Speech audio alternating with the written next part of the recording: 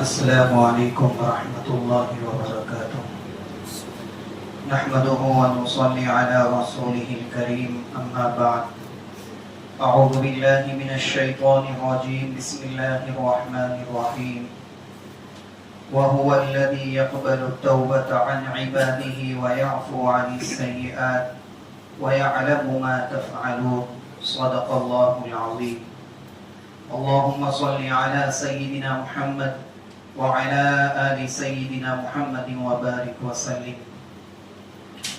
محترم دوستوں اور بزرگوں، رمضان المبارک کا مہینہ قریب ہے۔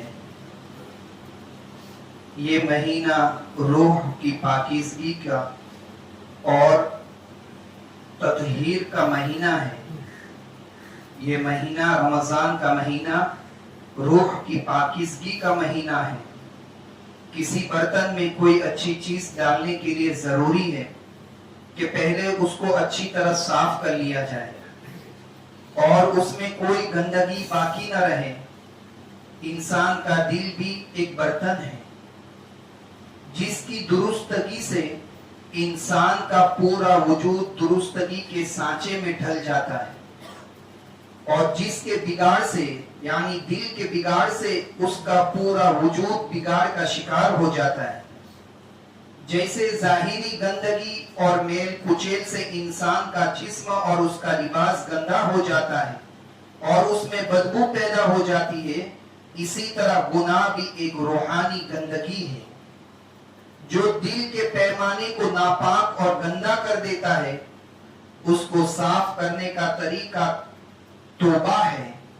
اللہ تعالی کی شان کریمی ہے کہ انسان کتنا بھی بڑا گناہ کرے، توبہ سے گناہ کا داغ دھل جاتا ہے۔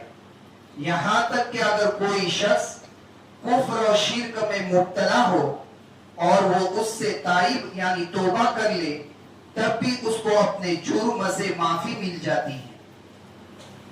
دراصل انسان خیر اور شر کا مجموعہ ہے۔ یہ نیکیوں پر بھی انسان قادر ہے، لیکن برائیوں سے بھی کوئی عاجز نہیں، اس سے سرزد ہوتی ہے برائیاں۔ انسان یہ کوئی فرشتہ نہیں کہ برائی کا خیال تک دل میں نہ آئے، اور نہ شیطان ہے کہ ضلالت اور گمراہی سے کبھی دل خالی نہ ہو۔ اس لیے اسے اس امتحان گاہ میں رکھا گیا ہے کہ دیکھا جائے کہ اس کی نیکیاں برائیوں پر فتح پاتی ہیں یا برائیاں نیکیوں پر غالب آتی ہیں۔ انبیاء علیہم السلام کے سوا کوئی انسان نہیں جو غلطی اور خطا سے مکمل محفوظ ہو۔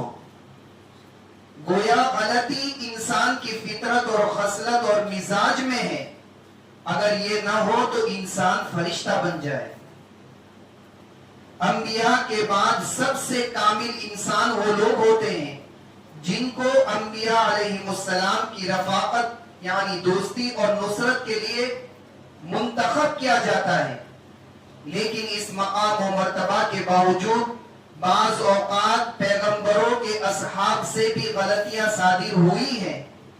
البتہ اللہ تعالیٰ کی توفیق سے ان کو فوراً ہی اپنے گناہ پر ندامت اور پشیمانی ہوتی ہے، اور اس طرح یہی نہیں کہ ان کی یہ ندامت ان گناہ کی تلافی کا سامان بن جاتی ہے، بلکہ ان کا اس طرح گناہ کرنا اور پھر گناہ کے بعد اللہ تعالیٰ کی جلالت شان کے مطابق پشیمان ہونا بجائے خود امت کے لیے نمونہ قرار پاتا ہے۔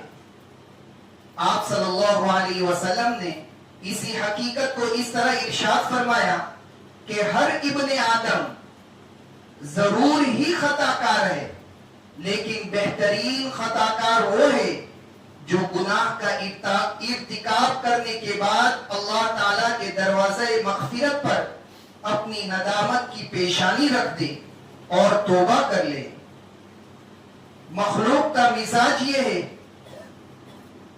کہ وہ انتقام لے کر خوش ہوتی ہے۔ مخلوق کا مزاج یہ ہے کہ وہ انتقام لے کر خوش ہوتی ہے، بدلہ لے کر خوش ہوتی ہے۔ اس سے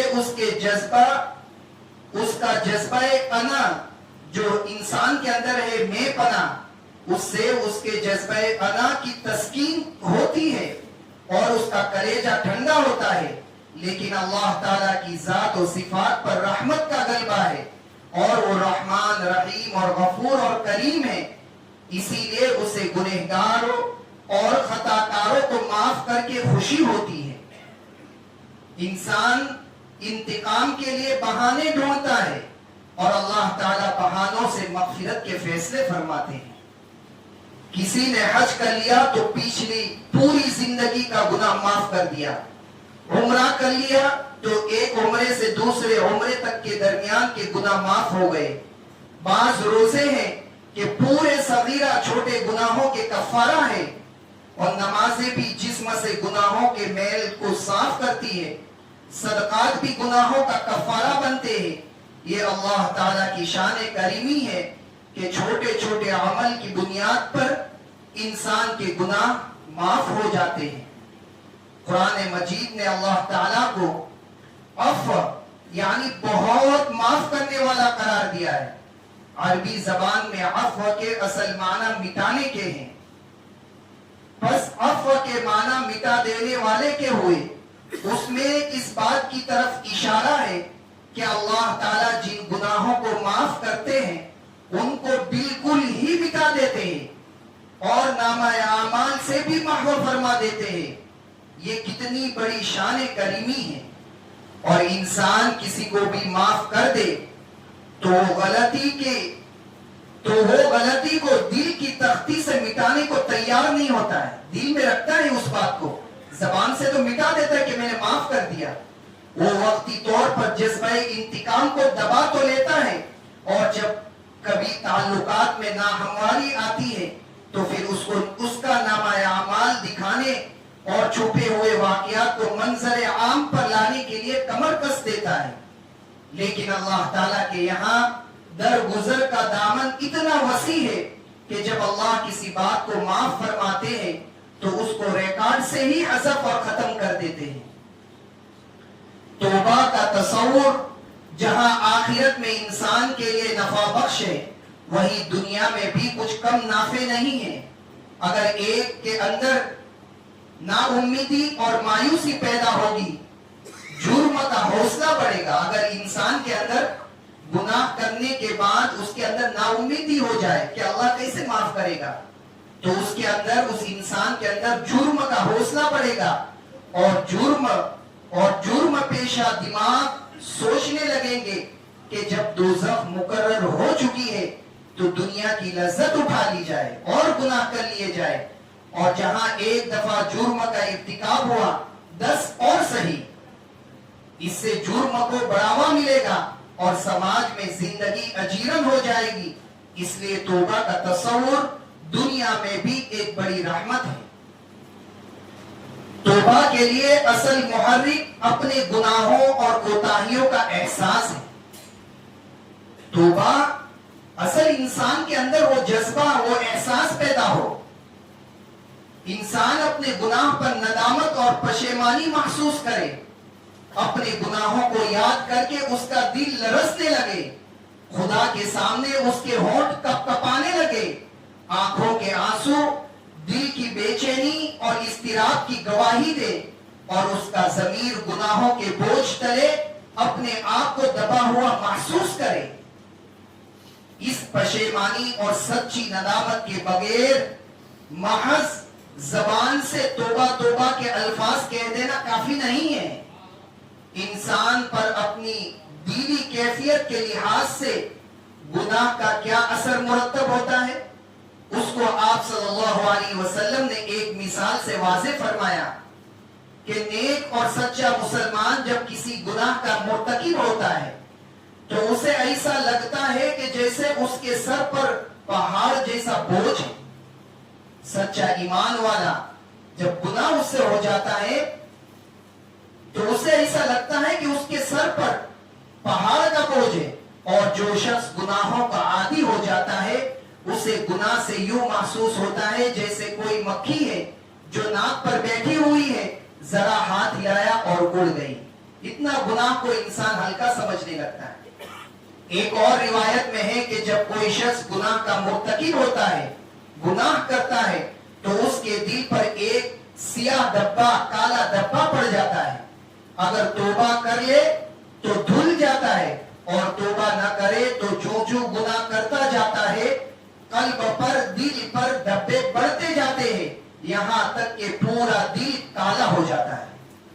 اب انسان گناہ کرتا ہے اور اس کا احساس تب اسے نہیں ہوتا.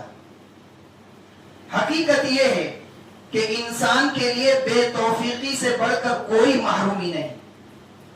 انسان کو توفیق ہی نہ ملے، توبہ کرنے کی توفیق نہ ملے، یہ سب سے بڑی محرومی ہے.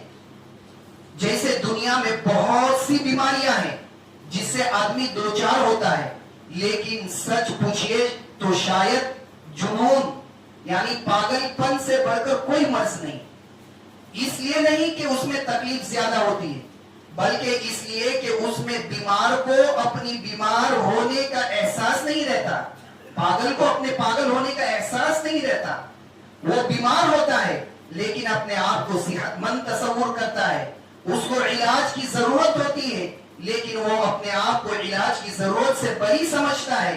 اسی طرح توبہ سے بے توفیقی ایک روحانی جنون ہے کہ انسان گناہ میں مبتلا ہے، سر سے پاؤں تک گناہ میں ڈوبا ہوا ہے، لیکن اپنے گنہگار ہونے کا اسے کوئی احساس نہیں ہوتا، اور کبھی یہ خیال نہیں کرتا کہ خدا کی چوکھٹ پر ندامت اور شرمندگی کے پیشانی رکھے اور التجا کی زبان کھولے. اللہ نہ کرے کہ کوئی مسلمان ایسی محرومی اور بدبختی سے دوچار ہو. اللہ ہم سب کو توبہ کی توفیق عطا فرمائے. محترم دوستو، توبہ کے لیے پچھلے کیے گئے جو گناہ ہے اس پر ندامت کے ساتھ مستقبل آنے والے زمانے کے لیے پختہ ارادہ بھی ضروری ہے کہ اب کبھی ان گناہوں کی طرف نہیں جاؤں گا. آدمی اپنے دل میں یہ ارادہ رکھے کہ وہ آئندہ کبھی بھی اس غلطی کا اعادہ اور لوٹائے گا نہیں. اس بات کا نام توبہ نہیں کہ ابھی غلطی کیے دیتے ہیں، پھر کبھی گناہ ہو گیا تو پھر توبہ کر لی جائے، کیونکہ اس طرح کی سوچ اس بات کی علامت ہے کہ وہ زبان اور دل کی رفاقت کے ساتھ پشیمانی کا اظہار نہیں کر رہا ہے اور اپنی توبہ میں صادق یعنی سچا نہیں ہے. ہر گناہ سے توبہ کا ایک ہی طریقہ نہیں، بلکہ اس کے لیے بھی شریعت نے کچھ اصول مقرر کر دیے. ہر گناہ کے لیے توبہ کا ایک ہی طریقہ نہیں، بلکہ اس کے لیے بھی شریعت نے کچھ اصول مقرر کر دیے. جن گناہوں کے لیے قرآن و حدیث میں کوئی کفارہ مقرر کر دیا گیا ہو تو ان کی توبہ یہ ہے کہ کفارہ ادا کیا جائے. مثلا کسی شخص نے جان بوجھ کر روزہ توڑ دیا تو اب اس کی توبہ کیا ہے؟ تو 60 روزے رکھنا، اور اس پر قدرت نہ ہو، اس پہ طاقت نہیں 60 روزے رکھنے کی، تو 60 مسکینوں کو کھانا کھلانا اس کا کفارہ ہے. کسی انسان نے قسم کھائی لیکن اسے پورا نہ کر پایا تو اس کی توبہ کیا ہے؟ اس کا کفارہ 10 مسکینوں کو کھانا کھلانا یا 10 مسکینوں کو کپڑا پہنانا ہے. ان گناہوں سے توبہ یہی ہے کہ ان کا کفارہ ادا کر دیا جائے. صرف اللہ توبہ کرنے سے ہی گناہ معاف نہیں ہوتے. بعض کوتاہیوں پر شریعت نے قضا واجب قرار دی ہے کہ اس کو لوٹانا ہی ہوگا، تبھی تمہاری توبہ قبول ہوگی. جیسے کسی شخص سے عذر کی بنا پر روزہ فوت ہو گیا، روزہ چھوٹ گیا، تو اس پر ان روزوں کی قضا واجب ہے. ہوش اور حواس کی حالت میں نمازیں قضا ہو گئی، نمازوں کو چھوڑ دیا ہوش کی حالت میں، تو ان کی قضا بھی واجب ہے. یہ نہیں کہ اللہ سے توبہ کر لیے اللہ معاف کر دے تو پوری زندگی کی نمازیں معاف ہو گئی، نہیں. وہ گناہ کی سزا اللہ کی رحمت سے امید ہے کہ اللہ اسے ہلکا کر دے، معاف کر دے، مگر ان نمازوں کو لوٹانا ضروری ہے، اس کی قضا ضروری ہے. زندگی پر جتنی نمازیں چھوڑے یہ گویا بندوں پر اللہ تعالیٰ کا قرض ہے جس کی ادائیگی واجب ہے. ان کوتاہیوں کی توبہ یہی ہے کہ چھوٹی ہوئی نمازوں کی قضا کی جائے. اسی طرح بعض عبادتوں کے فوت ہونے پر فدیہ واجب قرار دیا ہے. جیسے کوئی شخص بہت ضعیف یا بہت زیادہ مریض ہو، بیمار ہو، روزہ رکھنے پر قادر نہیں اور بظاہر مستقبل میں آنے والے زمانے میں اس کے صحت یاب ہونے کی بھی کوئی توقع نہیں، تو ایسے شخص کے لیے یہ سہولت ہے کہ ہر روزے کے عوض ایک فدیہ ادا کر دے، یعنی ایک غریب محتاج شخص کو دوپہر اور رات کا کھانا کھلائے یا صدقہ فطر کے بقدر غلہ دے دے۔ اصل میں تو یہ حکم روزے کے سلسلے میں آیا ہے، لیکن فقہاء کرام نے روزوں پر قیاس کرتے ہوئے نماز میں بھی اس کی اجازت دی ہے کہ جن لوگوں کی نماز فوت ہو گئی اور وہ اب نماز ادا کرنے کے لائق نہیں رہے، نماز چھوٹی ہوئی ہے مگر اس لائق نہیں رہے، یا ان کا انتقال ہو گیا، تو ان کی فوت شدہ چھوٹی ہوئی نمازوں کا فدیہ ادا کر دیا جائے۔ ان کوتاہیوں کی توبہ یہی ہے، خاص کر جب کسی شخص کا انتقال ہو جائے تو بجائے اس کے کہ لہو و لعب میں پیسے خرچ کیے جائے، کفارہ اور فدیہ ادا کرنے کی کوشش کرنی چاہیے کہ ان سے مرنے والوں کو راحت پہنچتی ہے۔ کچھ گناہ اور کوتاہیاں بندوں کے حقوق سے متعلق ہیں۔ یہ حقوق دو طرح کے ہیں، مالی اور غیر مالی۔ انسان سے متعلق مالی حقوق میں کوتاہیوں کی توبہ یہ ہے کہ صاحب حق کو اس کا حق ادا کر دیا جائے۔ صرف کسی کا مال ہڑپ کے پھر توبہ کرے اللہ کے یہاں، چاہے کعبۃ اللہ کا دروازہ پکڑ کر کے بھی توبہ کرے تو اللہ اس کی توبہ کو قبول نہیں کرے گا جب تک کہ جس کا حق چھینا ہے اس کا حق ادا نہ کر دیا جائے یا اس سے معاف کرا لیا جائے۔ کسی کا قرض باقی ہے، بلا اجازت کسی کی چیز استعمال کر لی ہو، کسی کو اس کے حق سے محروم کر دیا ہو، میراث میں اپنے حق سے زیادہ لے لیا ہو، یہ تمام صورتیں مالی حق تلفی کی ہے، ان کا ادا کرنا ضروری ہے، اور اگر ادا کرنے کے لائق نہ ہو تو ضروری ہے کہ اس سے معذرت کرے اور اس کو راضی کر کے اپنا گناہ معاف کرا لے۔ اور بعض حقوق غیر مالی ہوتے ہیں، جیسے کسی کو گالی دی، کسی کا مذاق اڑایا اور برا بھلا کہا، کسی کی غیبت کی، بہتان لگایا، یہ تمام باتیں حق تلفی اور گناہ کے دائرے میں آتی ہے۔ ان گناہوں کی توبہ یہ ہے کہ جس کے ساتھ زیادتی کی ہے اس سے اپنی غلطی کی معافی مانگی جائے۔ یہ ضروری نہیں کہ اس بات کی بھی وضاحت کی جائے کہ بھئی میں نے آپ کو یہ گالیاں دی تھی، یہ وہ ضروری نہیں، بس اس سے معافی مانگ لے۔ اس نے اس کے بارے میں کیا کیا کہا ہے اور کیا کچھ زیادتیاں کی ہے، بلکہ چھپے الفاظ میں بندے کے حق میں زیادتی ہو گئی ہو تو وہ بڑا ہو یا چھوٹا، زیادہ باعزت ہو یا کم معزز، عذر کرے، عذر خواہی اور معافی چاہے، اور اس میں کوئی تکلف نہیں کرنا چاہیے، کیونکہ حقوق العباد بندوں کے حق میں ہونے والی کوتاہیاں اللہ تعالیٰ بھی معاف نہیں کریں گے جب تک بندے سے معافی نہ مانگی جائے، جب تک کہ خود صاحب معاملہ معاف نہ کر دے، یہاں تک کہ شہادت اور اللہ کے راستے میں جان کی سپردگی جیسا عظیم عمل، اللہ کی راہ میں شہید ہو جانے والا عمل بھی انسان کو انسان کے حق میں ہونے والی کوتاہیوں سے بچا نہیں سکتا۔ اس لیے اس میں شرم اور عار کو رکاوٹ نہ بنایا جائے کہ شرم کیا، چھوٹے بھائی سے کیا معافی مانگے، شرم آتی ہے، ہم اپنے ورکروں سے کیا معافی مانگے، شرم آتی ہے، کوئی شرم کی بات نہیں۔ کل جب قیامت کے دن دینا پڑے گا اس وقت کیا کریں گے؟ ان گناہوں کے علاوہ جو گناہ ہے جیسے جھوٹ بولنا یا ایسا ملک جہاں شرعی حدود نافذ نہ ہوتی ہو میں ایسے کسی جرم کا مرتکب ہونا جس پر خود اللہ کی طرف سے شرعی سزائیں مقرر ہے، جیسے زنا، چوری، کسی مسلمان پاک دامن شخص پر تہمت اندازی، شراب نوشی وغیرہ، ان کے لیے بھی خود گڑ گڑا کر توبہ کرنا چاہیے اور یوں بھی استغفار کی کثرت رکھنی چاہیے، خوب کثرت سے استغفر اللہ کی کثرت رکھنی چاہیے تاکہ یہ اس کے جانے انجانے میں کیے گئے گناہوں کا کفارہ بن جائے۔ کہ رسول اللہ صلی اللہ علیہ وسلم بعض اوقات ایک ہی مجلس میں ایک ہی جگہ بیٹھے بیٹھے 70 بار استغفار کیا کرتے تھے، تو ہم امت کے لیے تو کتنی مرتبہ کرنا ہم کو چاہیے؟ ہمارے نبی تو گناہوں سے پاک تھے، مگر یہ ہم کو تلقین تھی، ہم کو یہ سبق تھا کہ تمہیں استغفار کرنا ہے، اللہ سے معافی چاہنا ہے۔ رمضان المبارک کا مہینہ جہاں نفل عبادت، قرآن مجید کی تلاوت، انفاق یعنی اللہ کے راستے میں خرچ کرنا اور دعاؤں کا مہینہ ہے، وہی توبہ اور استغفار کے لیے بھی اس سے بہتر کوئی موسم نہیں، جس میں اللہ تعالیٰ کا دروازہ رحمت کھلا رہتا ہے اور دوزخ کے دروازے بند کر دیے جاتے ہیں۔